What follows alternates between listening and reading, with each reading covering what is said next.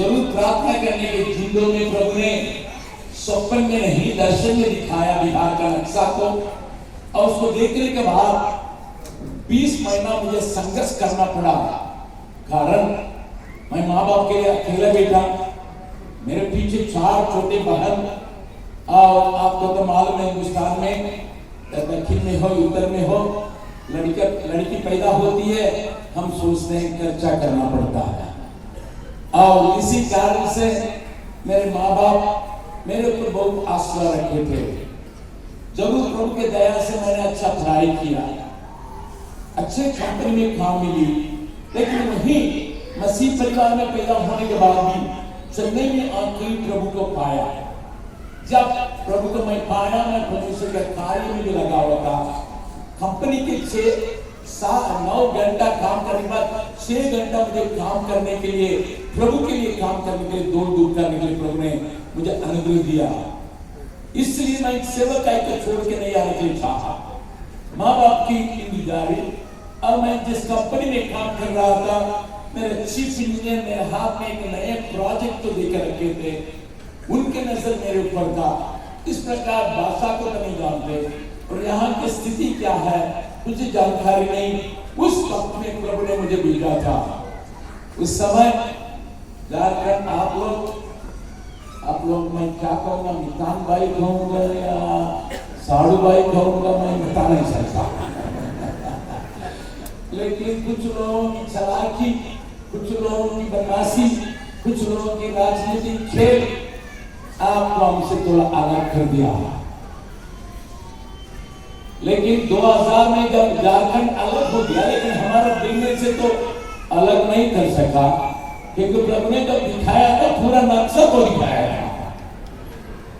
भले सरकार अलग करे, लेकिन प्रभु तो जोड़ने के काम करता है। उसी उसने क्रूस पर मारा ताकि उसका चिन्ह छूटने का, चाहे स्वर्ग के परमेश्वर के साथ हो या पृथ्वी के लोगों के साथ, जाति जाति बोली बोली बोलने वालों के बीच में जोड़ने के काम करने के लिए क्रूस पर उसकी मृत्यु हुई। हम आजकल ज्यादा उस नारा को सुनते हैं, किस नारा को? भारत माता की जय। मैं मानता हूं ये माता है, लेकिन हमारा नजर लगा हुआ बाप के घर में।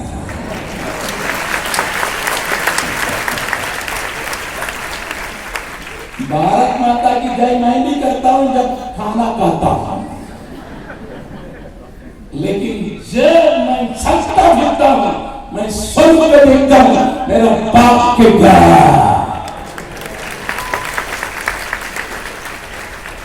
बगल वाला कहा कर बोलिए, इस दुनिया के लिए चिंता करते हैं, उस दुनिया के लिए चिंता करते हैं। क्या उत्तर मिला? के लिए कुछ लोग कहता है पहले भोजन दो फिर बदलूंगा। प्रभु के नाम की स्तुति महिमा हो गई।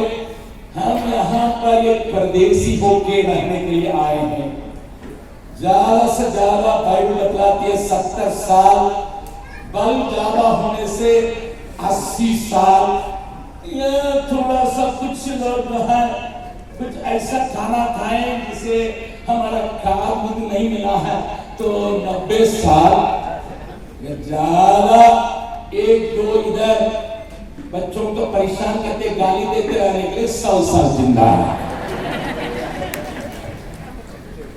ज्यादा से ज्यादा तो हम नहीं रह पाते, पृथ्वी में रहने के लिए आए नहीं है।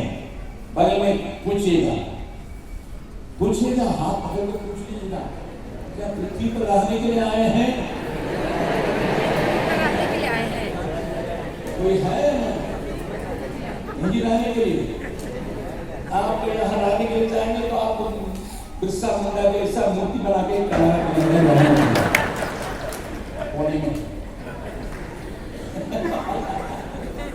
लेकिन हम तो इस दुनिया का क्लेश मुझे क्या कर सकता है, उस महिमा के लिए मैं जोड़ते रहता हूं। ऐसे कहने वाले ऊंचे परमेश्वर के लिए ऊंचे ताली बजाते हैं। फिर इसलिए हमारी चिंता जरूर हमारा देश के लिए है, इसलिए हमारे लोग भी फौजी में जाकर मरे हैं, हमारे लोग भी जान दिए हैं। मेरा पिताजी भी फौजी में थे, लेकिन अंग्रेजों के हाथ साथ में थे। जब स्वतंत्रता मिला तो वो भी छुट्टी लेके आ गए। मेरा पैदा इसी हो गया। प्रभु के नाम की स्तुति महिमा हो गई। जब कभी मैं स्वर्ग की बातों को देखता हूं, केवल हमारा उम्र भी 77 है दुनिया में, लेकिन जब वहां की बातों को सोचता हूं, क्योंकि मेरा उम्र 27 हो जाता है। 50 साल को जला दिया, बच गया है उतने ही। इसलिए मेरे साथ आने वाला डॉक्टर लोग क्या किए मालूम है? हमारा अस्पताल के डॉक्टर लोग जो अपने को मिशनरी सेवकाई के लिए सौंपे, जिनको बहुत धक्का मिल सकता था, वो सारी बातों उठाकर फेंके, हमारे साथ मिशनरी की बातों को उसी से वेतन पाके हम यहाँ में भी दोनों डॉक्टर हैं। तो भी वे दो परिवार जब आए, मुझे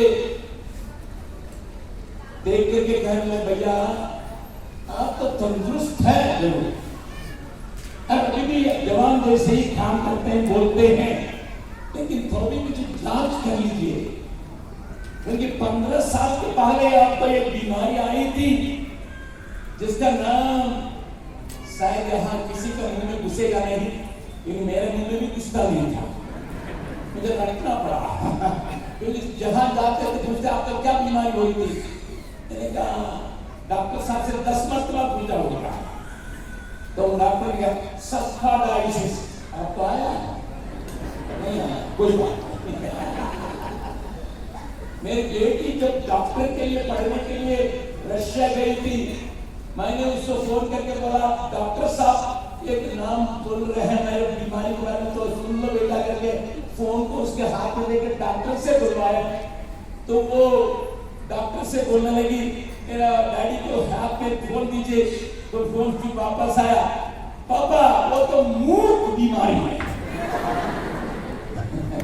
बहुत कम लोगों को लगता है, 10 लाख लोगों में एक जन जाता है, तो कैसा आया? सुनिए, मैंने कहा बेटा मूर्ख लोगों को ही प्रभु मेरे पास भेजता है। दुनिया में 3 लाख रुपया वेतन पाने वाला डॉक्टर आके 30,000 रुपया के काम करता, वो मूर्ख नहीं है।